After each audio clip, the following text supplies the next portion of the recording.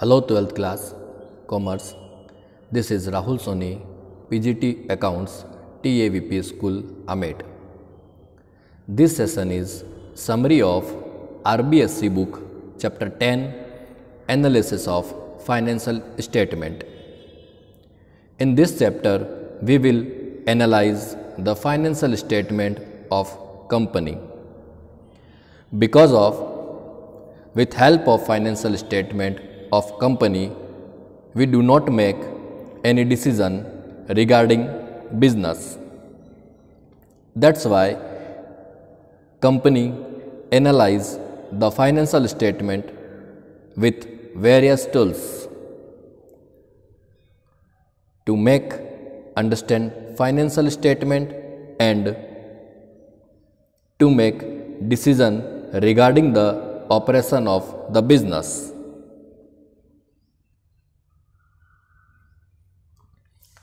So student, let's start introduction of analysis of financial statement. Student, in 6th chapter we also understood what is financial statement of company, and we also understood the format of financial statement like balance sheet and income statement.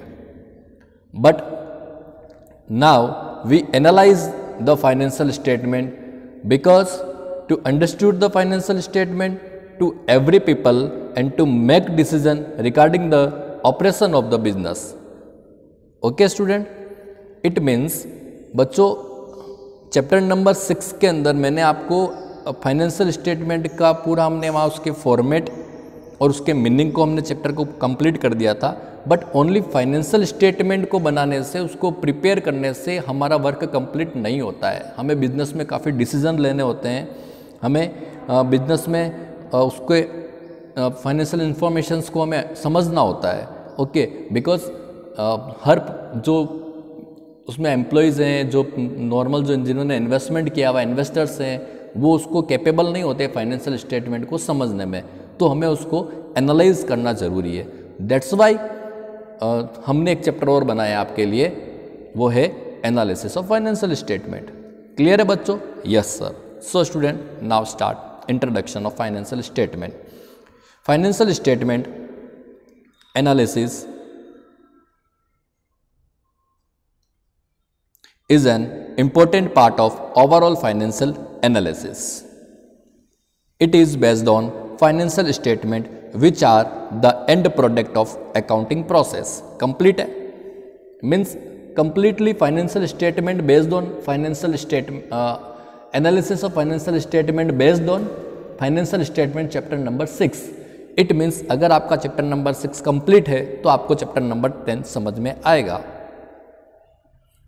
Analysis of financial statement is a systematic process of analyzing the financial informations in the financial statement to understand and to make decision regarding the operation of enterprise. Clear है बच्चों? Business में financial statement बनाने के बाद में उसको analyse करना ज़रूरी इसलिए होता है बिकॉज उसको हमें समझना होता है to understand and to make decision regarding the operation of business. Clear बच्चों कि हम यहाँ पर फाइनेंशियल स्टेटमेंट को एनालाइज क्यों कर रहे हैं? क्लियर है ना बात यहाँ तक? Yes sir. So student, now objectives of analysis of financial statement कि हम इसको क्यों बना रहे हैं, why we analyse the financial statement, ऐसा हम क्यों कर रहे हैं, तो उसके ऑब्जेक्टिव्स हम डिस्कस करते हैं. First objective, to measure the earning capacity. You just prepare financial statement of company. आपने जस्ट बना दिया है, तो बनाने से कभी आप अर्निंग कैपेसिटी को नहीं बता सकते हो. जो इन्फॉर्मेशन है उसको आपने एक प्रॉपर फॉर्मेट के अंदर उसको इन्फॉर्मेशन को प्रॉपर रूल्स एंड रेगुलेशन से आपने उसको नोट किया है, और नोट करने के बाद में आप उससे just profit and loss calculate करते हो. You can't find the earning capacity. Okay, but with help of analysis of financial statement, to measure the earning capacity. Second point, to measure the solvency of business. Third point, to measure the financial strength. Fourth point, to make a comparative study with other firms. Okay. Then fifth point, to identify the trend of business. Trend means business upward है या downward है. Okay. Sixth point, to जज the efficiency of management. And seventh point, to provide useful information to management. Okay बच्चों, इन कारण से हम उनको ऑब्जेक्टिव्स को, ये कारण है कि हम एनालिसिस क्यों करते हैं फाइनेंशियल स्टेटमेंट का. ओके स्टूडेंट इस चैप्टर में से आपके थ्योरेटिकल क्वेश्चंस भी आते हैं, इसलिए मैंने थ्योरी को भी बहुत अच्छे से यहाँ पर कवर किया है, ऑब्जेक्टिव्स, मीनिंग और उनको अच्छे तरीके से एक्सप्लेन करने का ट्राई किया है. सो उसको ध्यान से सुनना, समझना, इस चैप्टर को आपको पूरा कंप्लीट समझ में आ जाएगा. Now student, type of financial statement analysis. So student, there are overall four type. Okay. External analysis, internal analysis, horizontal analysis and vertical analysis. In our notes, we completely in the proper sequence all types of the financial analysis. First is external analysis, second is internal analysis, third is horizontal analysis and fourth is vertical analysis or static analysis. Clear है ना बच्चों. But यहाँ पर हमने आपको इस images के through आपको बताया, on the basis of material use there are two type, on basis of method of operation there are again two type. Okay. But you just know type of financial statement analysis are overall four types: external, internal, horizontal, vertical. Now in external such type of analysis is made by investors, government, bank, creditors, etc. जो भी आपके business के बाहर के जो persons है, users हैं, they make external analysis, they also analyse financial statement. Okay. जब इन्वेस्टर्स, गवर्नमेंट, बैंक, क्रेडिटर्स उसको एनालाइज करते हैं, देन वी नो उन्हें क्या बोलते हैं, external analysis. Now internal analysis. Internal analysis, it is conducted by management to know the financial position and operational efficiency of business. This analysis is more detailed, extensive and accurate. Student, name से clear है. Internal analysis. Internal means business के अंदर कौन काम करता है, employees, managers. Okay. तो जो मैनेजमेंट अपने बिजनेस की फाइनेंशियल पोजीशन और ऑपरेशनल इफिशिएंसी को चेकआउट करने के लिए इंटरनल एनालिसिस करता है, अपने फाइनेंशियल स्टेटमेंट को इंटरनली एनालिसिस करता है. क्लियर है ना, नेम से क्लियर हो रहा है. नाउ थर्ड इज हॉरिजॉन्टल और dynamic analysis. It is useful for long term trend analysis and planning, and comparative financial statement are example of horizontal analysis. तो horizontal analysis का example क्या है, comparative financial statement. clear है. now last is vertical or static analysis. ratio analysis is example of vertical analysis and common size financial statement is also its example. okay student. तो horizontal analysis के example क्या है, comparative financial statement, और vertical का example कौन कौन से हैं, एक तो कॉमन साइज फाइनेंशियल स्टेटमेंट और second is ratio analysis. Clear. External, internal, horizontal, vertical. Clear है. Yes sir. Now student, limitations of financial statement. Financial statement है बच्चों, फाइनेंशियल अकाउंटिंग नहीं है. क्लियर ना. So first is historical in nature. आपके past जो data होते हैं उनके बेस्ड पर होता है ये. ओके. देन ओवरऑल प्रॉफिटेबिलिटी के बारे में बताता है ये. Segmental report. Then fourth is inflation impact. Fifth is fraud and window dressing. Window dressing का मतलब होता है उसका शो ऑफ करना, कि फाइनेंशियल स्टेटमेंट प्रॉफिट आपके बिजनेस में, आपके केस आपके पास पड़ा ओनली 1 लाख और आपने प्रॉफिट बता रखे 20 लाख, 25 लाख के प्रॉफिट आपने बता रखे और आपके पास केस ओनली फॉर 1 लाख है. तो एक तरह का विंडो ड्रेसिंग होता है, शो ऑफ करते हैं. तो इससे क्या होता है कि इन्वेस्टर्स और बैंक को एक तरीके से हम फ्रॉड करते हैं यहाँ इसके थ्रू. देन उसके बाद में इसमें है और जैसे नॉन फाइनेंशियल एस्पेक्ट को ये इग्नोर कर देता है. ठीक है. और ये फ्यूचर प्रिडिक्शन नहीं कर पाता है, ठीक है, ये कंपेरेबिलिटी नहीं कर पाता है, और personal bias. So there are some limitations of financial statement analysis. Okay student, now tools of financial statement analysis. Financial statement analysis करने के लिए जो टूल्स हैं, जो मेथड है, ओवरऑल यहाँ पर 7 मेथड मैंने आपको नोट्स में बताए थे। First is comparative statement, second is common size statement, third is trend ratio, fourth ratio analysis, fifth fund flow statement, sixth cash flow statement, और seventh break even point.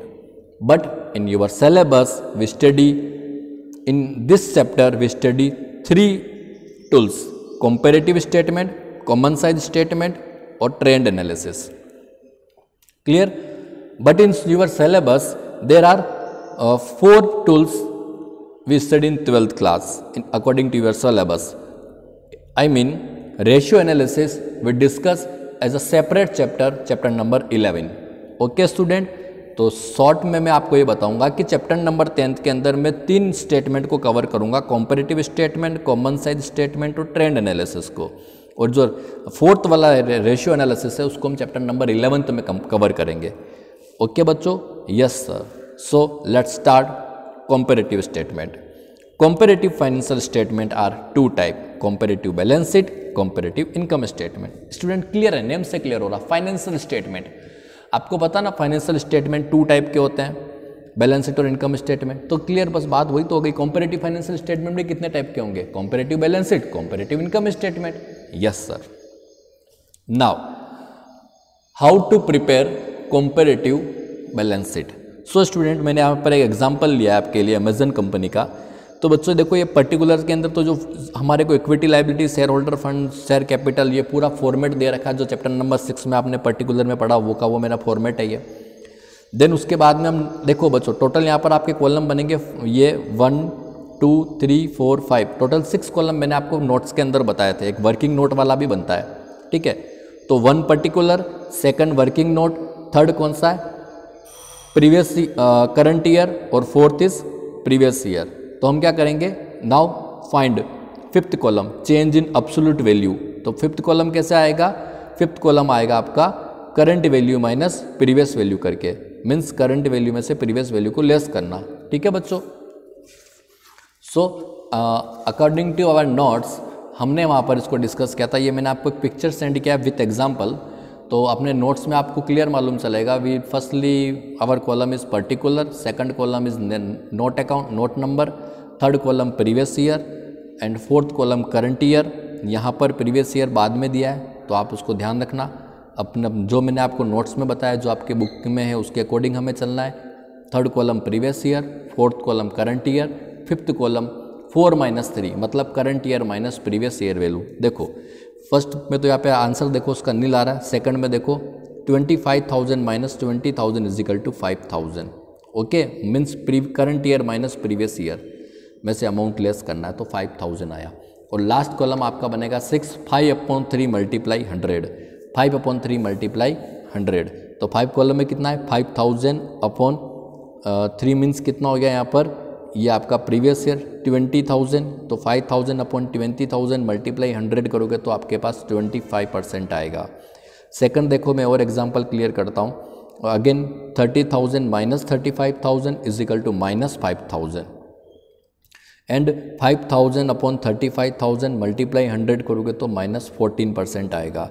Again trade payable 45,000 minus 40,000 means current year amount minus previous year amount, that is 5,000, और 5,000 upon previous year amount 40,000 multiply 100 करोगे तो ये आपका आएगा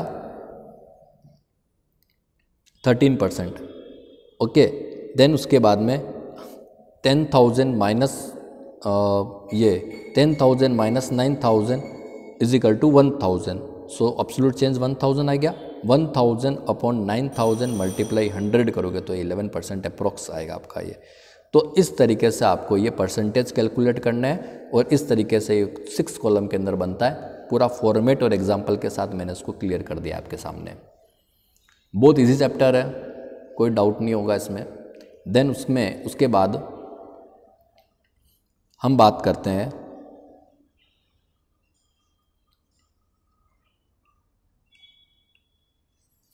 common size financial statement.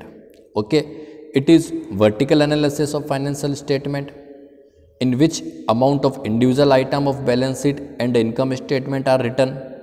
This amount are further converted into the percentage to a common base.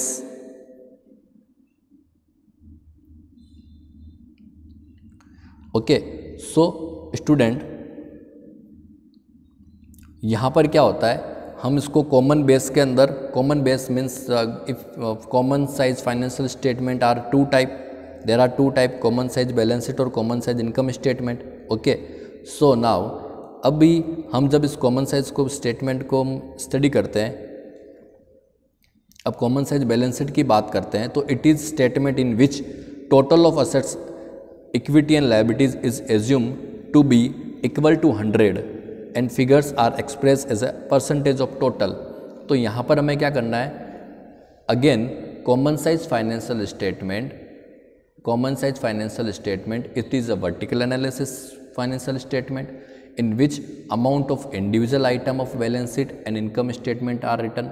Comparative में क्या किया था हमने, करंट ईयर प्रीवियस ईयर को कंपेयर किया था. यहाँ पर हम कंपेयर नहीं करते, हम क्या करते, इंडिविजुअल आइटम्स के हम, चाहे वो बैलेंस शीट का हो चाहे वो इनकम स्टेटमेंट का हो, हम उसको यहाँ पर क्या करते हैं, उसको एक कॉमन बेस लेकर के अपॉन के अंदर कॉमन में बेस में कॉमन एक टोटल, अगर बैलेंस शीट बनाते हैं तो total of balance sheet, if we prepare income statement then total of net revenue from operation.